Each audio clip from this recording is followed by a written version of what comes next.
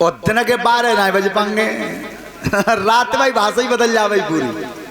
हाँ श्रोता बंधो, तो उस समय आज महतारी ने कहा बेटा दुर्योधन मैं तेरे प्राण रक्षा कर सकती हूँ, तू एक काम कर स्नान करके आ, शरीर पे कोई कपड़ा नहीं होना चाहिए, वस्त्रहीन काया करके आना।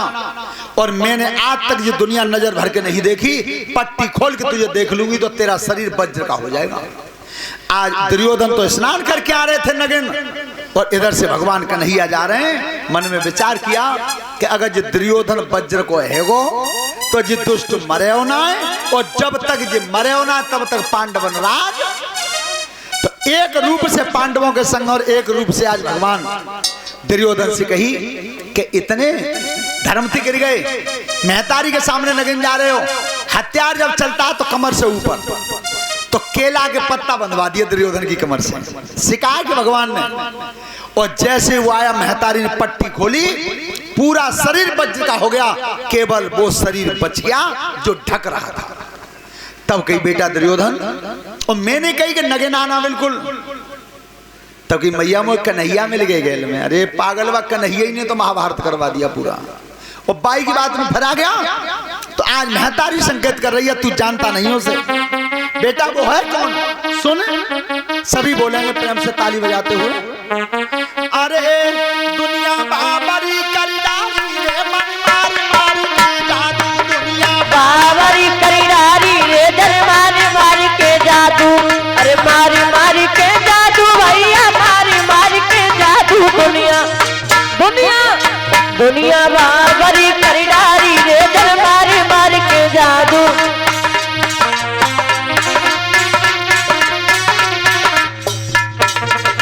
शंकर को चेला प्यारो, शंकर को चेला प्यारो, समा सुरजाई ने मारो, कसमा सुरजाई ने मारो, समा सुरजाई ने मारो, कसमा सुरजाई ने मारो। कैसे तब पानी को नरती नारी रे भैया बन से नारी रे दर मारी मार के जादू, दुनिया बाबरी करीडारी रे दर मारी मार के जादू। हरे नाम कुसकू बधवे आयो, हरे नाम कुसकू बधवे आयो, लेकिन कर सही मिलायो, लेकिन कर सही मिलायो। तब पानी को शेर शिकारी रे जन मार मार के जादू, भैया बन से शिकारी रे दर मारी मार के जादू, दुनिया बाबरी करीडारी रे मार मार के जादू। भैया और कोई यत्न है? हाँ बेटा एक प्रयास और है कि व्यास सरोवर में चले जाओ, जल स्तंभन मंत्र का जाप कर लेना, आज की रात निकलना मत, कल कोई मारेगा नहीं। तो व्यास सरोवर के लिए दुर्योधन चले गए, जल में जाकर के छिपे हैं। इधर भगवान पांडवों को लेकर के पहुंचे हैं, और भीमसेन ने जब करुई वाणी बोली है तो वो दुष्ट निकल के आया जल में से, और तब ललकार मारी है कि कहां है दुष्ट भीम नकुल सहदेव अर्जुन, मैं युद्ध के लिए तैयार खड़ा हूं। तो युधिष्ठिर महाराज ने देखो अब का कही है, कैसे अवतार थे, लड़ाई बिल्कुल जीत ली, अकेला बचा बस केवल। और तो युधिष्ठिर महाराज कह रहे हैं क्या कि 5 गाम हम कूदे लीजिए,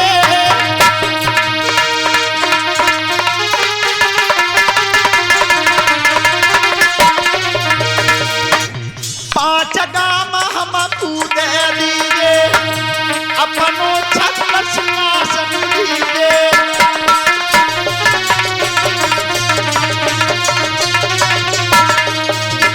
दुर्योधन ने वचन उचारो, और भूमि नदू में सुई को खेलारो।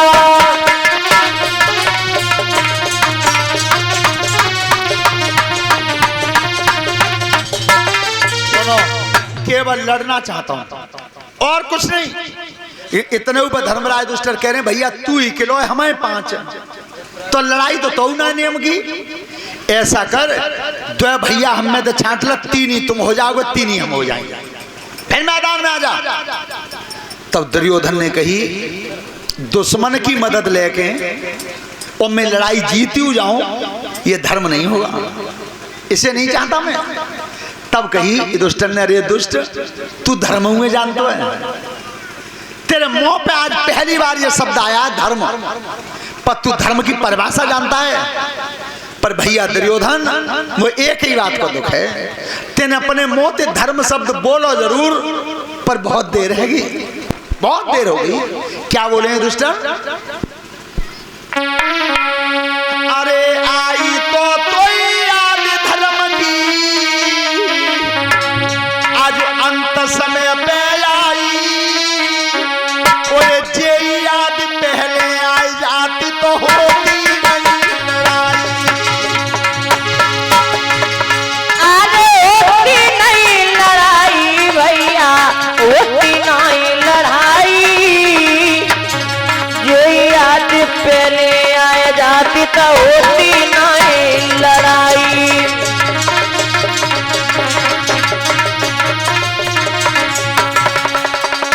आई तो याद धर्म की दादा और अंत समय पर आई, और जे याद पहले है आई जाती तो होती नहीं लड़ाई। अरे होती नहीं लड़ाई भैया, होती नहीं लड़ाई, जो याद पहले आए जाती तो होती नहीं लड़ाई।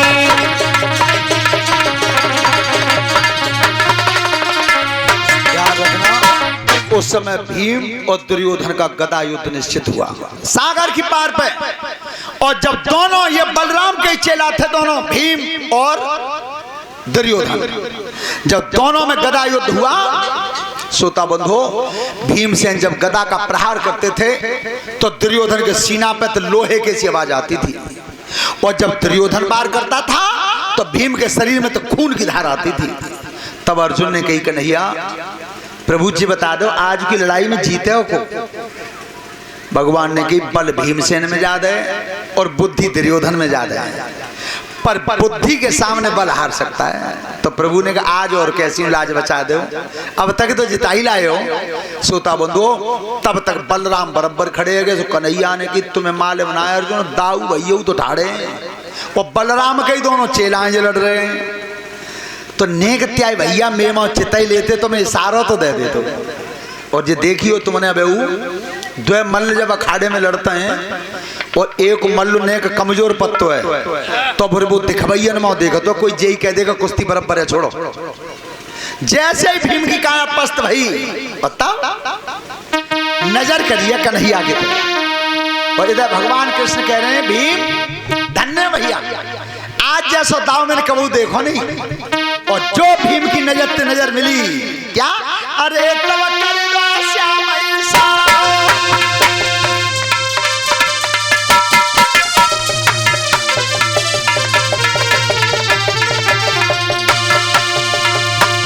अरे तब कर दो श्याम ऐसा, और सीधो हाथ जान मारो।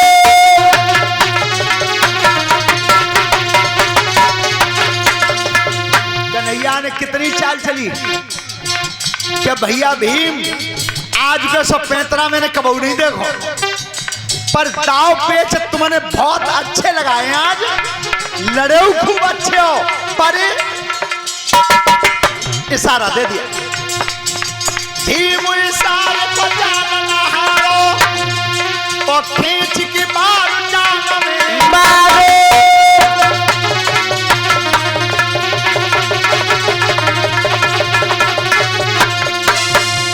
जांग टूटी, दुर्योधन धरती पर गिर गए।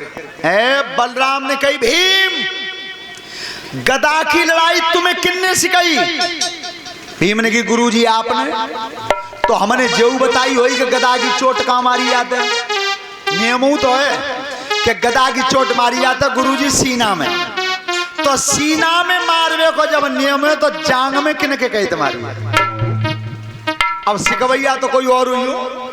श्रोता बंधु, अब बलराम जी को जब क्रोध आया है शेष अवतार को, और तब कहिए हाथ उठाकर, अरे जब आ जाओ पांचों भैया,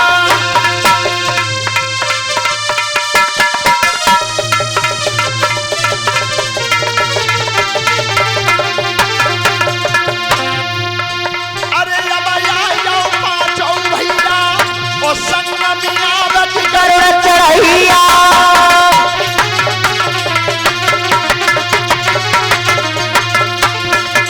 चलो दुर्योधन की तरफ से मैं हूं। ए भगवान कन्हैया ने किया क्यों ज्यादा मामलो बिगड़ को दाऊ भैया जा लगा रहे हैं। तब कही भैया ने मैं ही सुन ले लगा बोल जे अनीत करवाई है अनीत। कन्हैया ने की दाऊ भैया तुम्हें अनीत आज दिखी है तुमन तो आज ही तो देखी है और मैंने जा दुष्ट की अनीत रोजाना देखी है। मैं तुमसे ये पूछना चाहता हूं क्या जिस समय भीम को जहर खिला करके नदी में बहाया तब अनीत नहीं थी? पांचों पांडव धोखे से लाक्षा ग्रह में बसा दिए और रात में भवन में आग लगा दी तादिन अनीत नहीं? धोखे से जुआ में हरा दे सब संपत्ति छीन ली तादिन अनीत नहीं? और आज की बात बताऊं थोड़े दिन पहले 16 साल के अभिमन्यु को और पीछे से धोखे में दगा करके मार दिया तादिन अनीत नहीं? तो भैया मैंने रोज अनीत देखी है तुमने देखी है आज। और दूसरी बात यह कि तुम 18 दिना में आयो तीर्थन में थे और मोए 18 दिन अर्जुन के घोड़ा हाकत है गए द्वारका बिल्कुल खाली है कोई बासन न लेगो हो अपने बाहरे चतुर नेता ने बुद्धि फेर दी। बलराम जी क्रोध में आकर के चले गए और इधर दुर्योधन घायल पड़ा था। अश्वत्थामा कृतवर्मा कृपाचार्य ने तीनों ने पूछा महाराज तुम चाहते क्या हो? तो अब वो क्या कह रहे हो कि मैं चाहतू अपनी मौत। तो फिर मरोए कैसे कि मेरी मृत्यु तब होगी के तो ज्यादा सुख हो के ज्यादा अश्वत्थामा ने किया भाई दुखिया ना भाई तुम सबको नवा मरेगो सुख कैसे मिलेगा? तो अश्वत्थामा सबसे बड़ा सुख मुझे तब मिलेगा तब पांचों पांडवों के शीश कटे हुए देख लूंगा तब। तो अश्वत्थामा के तिलक कर दिया उसने खून का जा। अब अश्वत्थामा कृतवर्मा कृपाचार्य रात में आए। ध्यान रखना सेना जो बच गई थी वो पांडवों की सेना शिविर में सो रही थी। द्रौपदी अपने पांचों बेटाओं को लेकर के सो रही थी। भगवान कन्हैया न्यू चतुराई कर गए पांडवन लेके निकल गए अलग डेरा में सब सेना सो रही थी। सोते हुए अश्वत्थामा ने कृतवर्मा कृपाचार्य ने तीनों ने सोती हुई सेना का वध किया है और वे पांचों लड़का द्रौपदी के सो रहे थे 5 बार तलवार खींच के मारी पांचों शीश काट।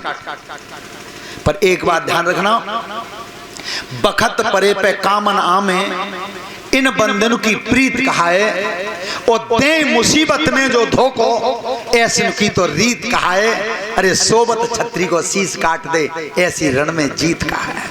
सोते हुए को मारा और जब पांचों शीश लाया अश्वत्थामा के लो महाराज अब तो खुश है जाओ। दुर्योधन लंबी श्वास भर रहा था तब उबा दुष्ट ने कही अश्वत्थामा सबसे पहले वो भीम को शीश दे दे हाथ में जा दुष्ट ने मेरी जांग तोड़ी है।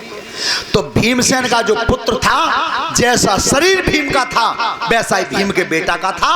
तो सबसे बड़ा सिर था भीम के बेटा का।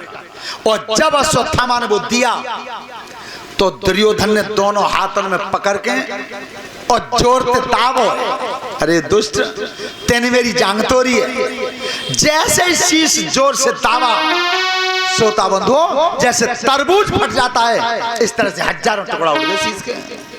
इतना बल था अब भी दुर्योधन में लेकिन पेट में शंका भई अश्वत्थामा भैया ने को जीतो कर दे ने प्रकाश करे। अरे भीम को शीश इतना कमजोर काई जो इतनी जल्दी हजारों टुकड़ा उड़ जावे जैसे मणियों के प्रकाश में दिखाया है। और जब वो पांचों शीश कटे हुए देखे दुर्योधन ने अरे तबाह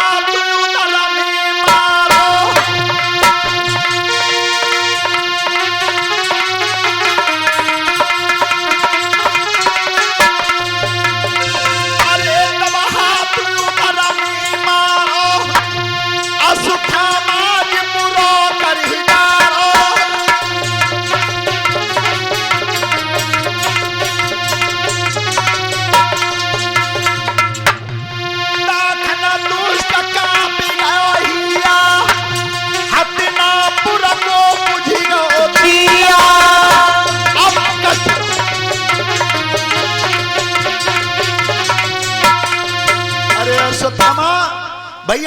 आज बड़ा मोह दुख और कोई होवे हो नहीं, जे पांडव नहीं है जे द्रौपदी के 5 और लड़के मार दिए तेने।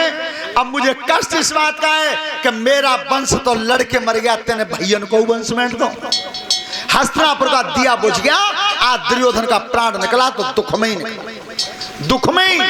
और इधर द्रौपदी ने जब कहा कि मेरे पुत्रों को जिसने मारा है उसे मेरे सामने बांध के लाओ, तो उसी समय अर्जुन ने जब गांडीव धनुष उठाया और इधर अश्वत्थामा ने ब्रह्मास्त्र चला दिया, ब्रह्मास्त्र, और गर्भ का मंत्र लगा दिया, जहां तक आवाज जाएगी किसी गर्भवती महतारी के कोई संतान पेट में नहीं बचेगी। और वही ब्रह्मास्त्र अर्जुन ने चला दिया, दोनों ब्रह्मास्त्र आकाश में टकरा गए। देवऋषि नारद और वेद व्यास जी दोनों ब्रह्मास्त्रों को शांत किया। श्रोता बंधो, लेकिन उत्तरा के गर्भ पर चोट पड़ गई थी, उत्तरा के गर्भ पर चोट पड़ गई थी। और जब दर्द हुआ था तो भगवान कृष्ण ने चक्र सुदर्शन से बच्चे की गर्भ में रक्षा की। और जब वो बच्चा जन्मा तो ज्योतिष के आधार से उसका नाम रखा गया विष्णुरात। और कृष्ण की गोद में जब दिया तो भगवान कृष्ण ने उस बच्चे का नाम रखा परीक्षित।